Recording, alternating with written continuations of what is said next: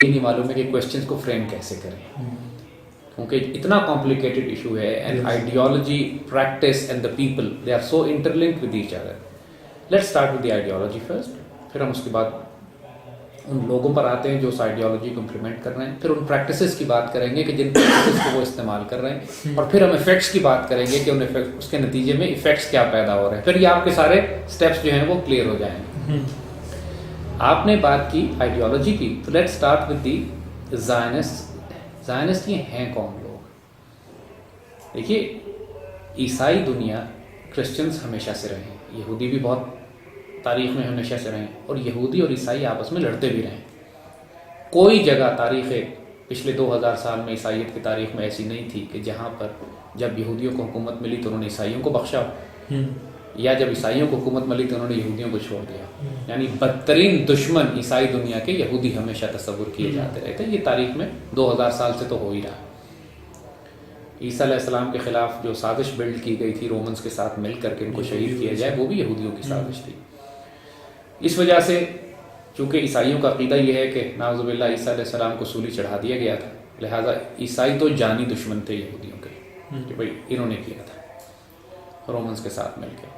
تو لہٰذا جہاں کہیں بھی عیسائیوں کی حکومت بنی ہے، چاہے وہ صلیبی جنگیں ہوں، چاہے اس کے بعد میڈیول یورپ ہو، چاہے اس کے بعد ان کی ڈارک ایجز ہوں، جو مرضی پیریڈز جس کا ذکر کرتے ہیں، یہودیوں کے جان، مال، عزت اور آبرو ہمیشہ خطرے میں، ان کو مار مار کے نکالتے رہے.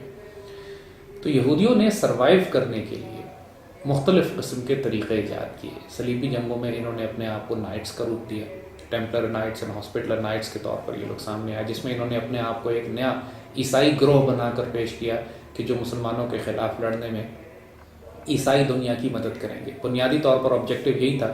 نائٹس کو آپ سمجھ لیجئے اس وقت کا اسرائیل تھا، یعنی ان کا آبجیکٹو یہ تھا کہ عیسائی دنیا کو مسلمانوں سے لڑوائیں گے، لیکن ٹیمپلر نائٹس اینڈ ہاسپٹلر نائٹس تھے، اور لیکن جو بیت المقدس جو فتح کروائیں گے یہ عیسائی دنیا کی مدد سے، اس پر حکومت یہودیوں کی ہوگی. اور یہودی کھلم کھلا اپنے آپ کو نہیں کہہ سکتے تھے، لہذا نائٹس کہتے تھے اپنے آپ کو. ظاہر میں عیسائی بنتے تھے، یہ لوگ عیسائی تھے نہیں. نتیجہ یہ ہوا کہ صلیبی جنگوں کے دوران میں چونکہ عیسائیوں کو ضرورت تھی ان کی، لہذا عیسائی دنیا ان کو استعمال کرتی رہی. جب صلیبی جنگیں ختم ہو گئیں تو اس کے بعد خود پوپ نے ان کے غیر عیسائی ہونے یا کافر و مرتد ہونے کے فتوے جاری کیے، اور عیسائی دنیا نے پکڑ پکڑ کر نائٹس کو پوری دنیا سے تباہ برباد کیا، جلایا، مارا اور ختم کیا. اس کی پوری تاریخ ہے کہ ٹیمپلر اور ہاسپٹلر نائٹس کا ٹیٹونک نائٹس تھے. اس میں روڈز آئلینڈ میں، جو میڈیٹرینین میں جو مختلف جزیرے ہیں، سسلی ہے، روڈز ہے، سائپرس ہے، یہاں پر ان کے بیسز ہوا کرتے تھے، جہاں پہ باقاعدہ پوپ نے جا کے عیسائی دنیا کے آرڈرز کے تحت ان کو ختم کروایا. صلیبی جنگوں میں تو استعمال کرتے رہے ساتھ ہی. تو اسی طرح آپ نوٹ کریں گے کہ جب عیسائیوں نے قبضہ کیا بیت المقدس شریف پہ صلیبی جنگوں، پہلی صلیبی جنگ کے بعد، تو وہاں پر جو حکومت قائم ہوئی وہ ایک نائٹ کنگ گاڈفرے کی تھی. وہ basically he was a night, he was not a normal Christian. تو یہ لوگ اپنے آپ کو مسلمان دنیا میں چھپا کے رکھتے تھے، عیسائی دنیا میں بھی چھپاتے تھے، اور بعد میں عیسائیوں کو معلوم ہوا کہ ان کے ریچولز، ان کی عادتیں، ان کے اطوار، ان کے ٹیمپلز الگ ہیں، اور یہ خاص قسم کی عبادات کرتے ہیں جو مین عیسائیوں کی عبادات نہیں ہیں. اور جب ان کو مار پیٹ کے نکالا عیسائی دنیا سے، جب ان کا راز کھل گیا، صلیبی جنگیں ختم ہو گئی، ان کی ضرورت نہیں رہی نائٹس کی ایسا، تو اس وقت یہ انڈر گراؤنڈ چلے گئے اور انہوں نے ایک نئی موومنٹ شروع کی جس کو فری میسنز کہتے تھے. فری میسونک موومنٹ کا پراپر آغاز جو ہے وہ صلیبی جنگوں کے بعد اس وقت ہوا ہے کہ جب نائٹس نے، ٹیمپلر اور ہاسپٹلر نائٹس نے اپنا روپ بدلا اور اپنے آپ کو سویلین پاپولیشن میں داخل کر دیا. وہ تو ان کا مارشل رول تھا، ملٹری رول تھا. فری میسنری ان کا ایک سویلین رول ہے. تو پوری عیسائی دنیا میں یہ چھپتے تھے، ظاہراً عیسائی بن کے، ہوتے یہودی تھے، اور پھر انہوں نے عیسائیوں کو یا عیسائی دنیا میں داخل ہو کر بہت سے لوگوں کو اپنا ہم خیال بنانا شروع کیا فری میسن سوسائٹی کے اندر ملا کے. آج بھی پاکستان میں اور دنیا میں ہر جگہ فری میسونک سوسائٹیز کام کرتی ہیں. ان کے مختلف سمبلز ہیں، مختلف لاجز کہلاتی ہیں.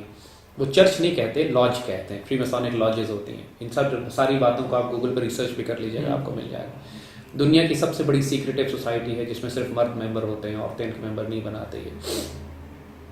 اور فری میسنری کے ذریعے انہوں نے تمام غیر یہودی دنیا میں، عیسائی دنیا میں بھی اور مسلمان دنیا میں، مصطفیٰ کمال اتا ترک جس طرح فری میسن تھا، جس کے ذریعے انہوں نے اس کو امپلیمنٹ کرا کے پورے ترکی کے خلافت کا خلیہ بگاڑ دیا، خلافت تباہ کی. اسی طرح یہ پوری مسلمان دنیا میں بڑے بڑے علماء، اسکالرز، مسلمان لیڈرز، دانشور، میڈیا والے آج بھی ایوب خان کے دور تک پاکستان میں کھلم کھلا فری میسونک لاجز ہوا کرتے تھے اور لوگ اس میں جاتے تھے، اور ایوب خان کے دور میں پابندی تو لگی لیکن لاجز بند ہو گئے، لیکن لوگ تو بند نہیں ہوئے، لوگ فری میسنری آج بھی وہاں پہ پوری طرح ایکٹیو ہے۔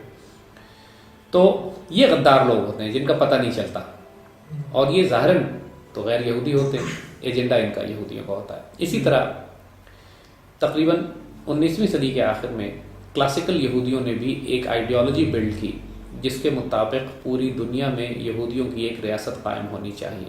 اس سے پہلے اگر آپ نوٹ کریں گے کہ جو کلاسیکل یہودی عقیدہ ہے اس میں یہودیوں کو ریاست بنانے پر پابندی ہے۔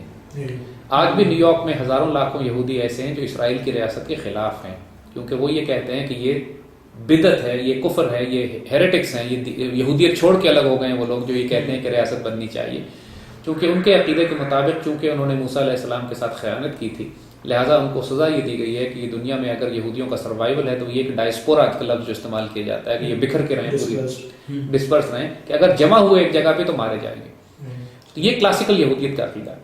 19ویں صدی کے آخر میں تھیوڈر ہرزل اور اس قسم کے بڑے یہودی پیدا ہوئے جنہوں نے، راسچائلڈ جو بینکنگ سسٹم اور اکنامک سسٹم جو کنٹرول کرتا ہے، بینک آف انگلینڈ کا اور فیڈرل ریزرو کا، ان لوگوں نے مل کے ایک پلان یہ کیا، ایک نیا عقیدہ یہودیوں میں پیدا ہوا جو کہ یہودیوں کے بھی بدعتی ہیں، ہیریٹکس ہیں، جنہوں نے عقیدہ یہ نکالا کہ ہم یہودیت کی ایک نئی اسٹیٹ بنائیں گے جس کے لیے پوری دنیا میں ہم تباہی برپا کریں گے، چونکہ اس وقت تک ان کی اکنامک پاور اتنی مضبوط ہو چکی تھی، پوری دنیا کے banking system, bank of England, British umpire کے سارے فائنانسز اور فنڈنگ، اور امریکہ کے، یعنی دو بڑی بڑی، ایک برٹش امپائر اور ایک امریکن سویلائزیشن، امریکن تہذیب جو اٹھی تھی، اس دونوں کو یہ اب یہودی بینکرز کنٹرول کرتے تھے۔ یعنی پوری، جس کو علامہ اقبال نے اپنے شعر میں کہا تھا کہ یورپ کی رگے جاں پنجے یہود میں